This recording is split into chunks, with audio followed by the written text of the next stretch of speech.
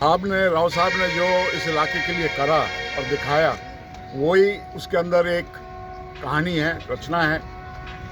जितनी सफाई से, सच्चाई से उन्होंने काम किया, सारे पॉलिटिशियंस को वैसे ही करना चाहिए।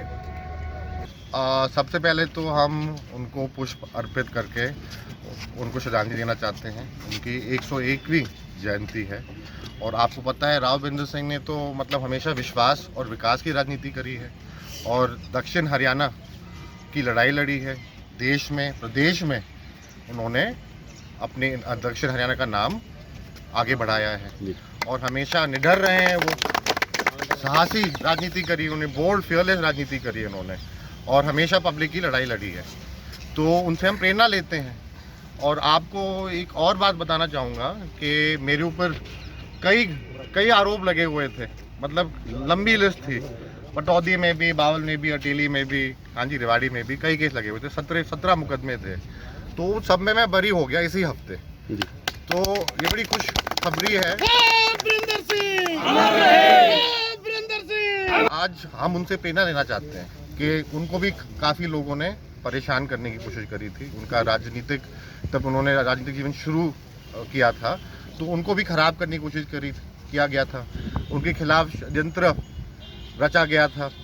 तो हम भी उनसे प्रेरणा लेते हैं कि हम भी निडर रहेंगे, साहसी राजनीति करेंगे, पब्लिक के हित की आवाज़ उठाएंगे और आप कितने भी आरोप लगाओ, हमें फ़र्क नहीं पड़ता। हम अपने उन्हीं के पैरों में चलें। मुझे ये जो भारतीय न्यायपालिका है और संविधान है, उसके वजह से ही मैं आज आपके सामने चल रहा हूँ। 6 साल मुझे बहुत परेशान किया है ये आपके सरकार ने, मेरे खुद के परिवार ने, हाँ, अपने विरोधियों ने। तो मुझे भारतीय न्यायपालिका में, संविधान में पूरा भरोसा है कि जो भी वो कदम उठाएंगे, जो भी वो निर्णय लेंगे, वो सही होगा। आज हमारे इलाके का गौरव और पूरे हिंदुस्तान के गौरव, उनकी ऐसी जयंती पर हमें प्रेरणा लेनी चाहिए। अगर इस इलाके में शिक्षा दी, और मैं निजी तौर पर कहूँ, मैं जो कुछ हूँ आज उनकी वजह से हूँ। अगर ये शिक्षा बोर्ड नहीं होता तो ना हम बीए करते और ना हम कहीं पहुँचते। इस इलाके को जितने IAS अफसर दिए, इसी संस्थान की देन है। जितने अधिकारी दिए, इसी संस्थान की देन है। तो हमें प्रेरणा लेना चाहिए। आज तो जो प्राइवेट कॉलेज खोल रहे हैं, दुकानें खुल रही है, असली तो वो थे जिन्होंने शिक्षा दान दिया। और उन जैसे मतलब इलाके के लोग कसम खाते थे उनके नाम की। ऐसे व्यक्तित्व बहुत मुश्किल है होना। उनसे हमें प्रेरणा लेनी चाहिए। और वो ऐसे थे कि नैतिक मूल्यों के धनी थे। आज के समय में नैतिक गिरावट आ गई है। अगर नैतिक मूल्य सीखने होते हैं तो राव बिरेंद्र सिंह से सीखिए। अगर नैतिक मूल्य सीखने होते, एक नया पैसा भी उन्होंने दिया है, लिया नहीं किसी से भी।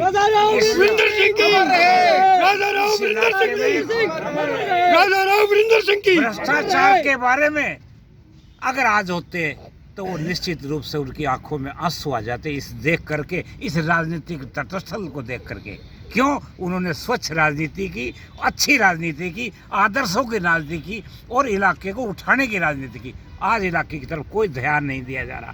इलाके की किसी को कोई परवाह नहीं है। सब अपने रोटियां सेकने के चक्कर में, कोई कहीं बैठा है, कोई कहीं बैठा है। आज मैं स्वर्गीय राव बिरेंद्र सिंह जी की जयंती पर उनके चरणों में पुष्प अर्पित करते हुए नमन करता हूँ।